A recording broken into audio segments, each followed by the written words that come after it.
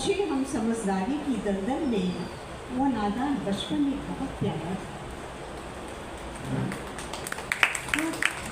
तो आज हम बात करेंगे 40 साल के ऊपर के बाद जो हमारे शरीर के अंदर जो परिवर्तन आता है, जो हमको मेनोपॉज की तरफ ले जाता है। आज हम उसके बारे में कुछ वर्णन करना चाहेंगे। अब देखिए, मेनोपॉज का मतलब क्या होता है। Meno and pause, there is 2 words, meno and pause. Meno का मतलब ये होता है कि महीना, और पॉज का मतलब होता है रुक जाना। जैसे एक्यूप्रेशर का करते हैं तो एक्यूप्रेशर क्या होता है कि एक ये अपने पॉइंट होता है सब हाथ में, पाँव में। ये नहीं है कि अपना पूरा बॉडी में करना होगा, सिर्फ एक्यूप्रेशर का पॉइंट हाथ में और पाँव में होता है। यदि पाँव में भी नहीं कर सकते, केवल हाथ में करने से भी उसका ट्रीटमेंट किया जा सकता है एक्यूप्रेशर का। तो जैसे एक पाइप का जाम हो जाता है, पाइप ब्लॉकेज हो जाता है, पानी का पाइप, उसको अपने एक छोर से रख के दूसरे छोर से खींचते हैं, उसमें ब्लड सर्कुलेशन हो जाता है।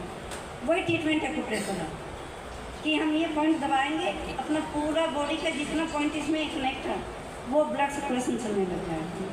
तो एक्सरसाइज ऐसा था कि हम रक्त संचार कर सकते हैं इसके द्वारा, और जैसे जैसे अपना ब्लड सर्कुलेशन सही चलेगा, अपना आधा बीमारी दूर हो जाएगा।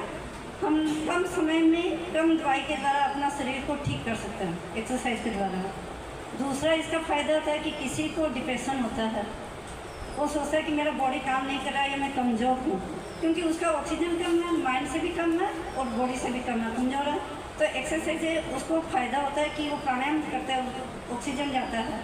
एक्सरसाइज से उसके नर्व्स ढीली होती है धीरे धीरे, तो उसको क्या कि धीरे धीरे अच्छा लगने लगता है और उसको माइंड से फ्रेश हो जाता है। उसके माइंड में यदि वो ग्रुप में करता है, ज़्यादातर डिप्रेशन वाला को ग्रुप में करना चाहिए, मेरा ये मानना है। इसलिए कि ग्रुप में आप अपने माइंड को उनके में मिला सकेंगे। अकेले रह के जब करता है एक्सरसाइज, वो माइंड फ्रेश नहीं हो पाता।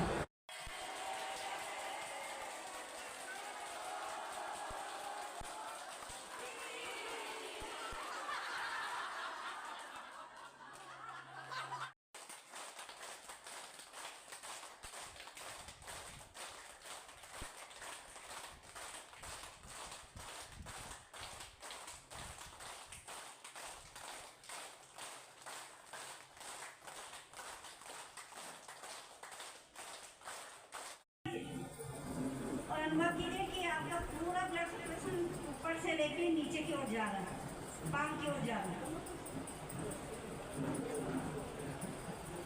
ये अकेले अपने मुंह में भी कोई गाना लगा के आप कर सकते हैं। बॉडी में नेचुरली बहुत सारे चेंजेस कंटिन्यूसली एक एज से शुरू हो जाते हैं, लेकिन 40 की एज के बाद या पोस्ट 35 उस एज के बाद क्यों इतनी सारी चेंजेस हम अप्रिशिएट कर रहे हैं, या क्यों हमें लग रहा है कि अब ये काम नहीं हो पा रहा। एक मेजर चीज़ जो मैम ने बहुत ही अच्छे से समझाई, हार्मोन का रोल। ईस्ट्रोजन लेवल्स कंपैरेटिवली बहुत कम हो जाते हैं, जिसकी वजह से आपके अलग अलग सिस्टम्स में बहुत सारे चेंजेस आते हैं, आपके फिजिकल फंक्शन में, साइकोलॉजिकल स्टेटस में और सोशल एक्टिविटीज़ में। फिज़िकली बहुत थकान महसूस होती है, कुछ करने का मन नहीं करता है, ऐसा लगता है कि कहीं जाएंगे तो वहाँ ये एक्टिविटी पता नहीं कर पाएंगे कि नहीं। कई बार लोग नहीं जाते इस डर से कि वहाँ सीढ़ियाँ इतनी चढ़नी पड़ेंगी, कैसे चढ़ें, तो नहीं जाते हैं। कई बार कई सारे सम्मेलन होते हैं जहाँ नीचे बैठना पड़ता है, लेकिन सब बोलते हैं कि ठीक है हम जाके बैठ जाते हैं, उठने में दिक्कत होती है, उसके बाद दर्द या तकलीफ शुरू होती है। तो ये सारी चीज़ें क्यों हो रही हैं, उसका रीज़न क्या है और उसमें फिजियोथेरेपी आपकी कैसे मदद कर सकता है, वो मैं थोड़ा सा बताना चाहूँगी। उससे पहले मैं एक बार बस देखना चाहूँगी कि आप लोगों में क्या क्या दिक्कतें ज़्यादा हैं या आप लोगों का प्रेजेंट स्टेटस कैसा है।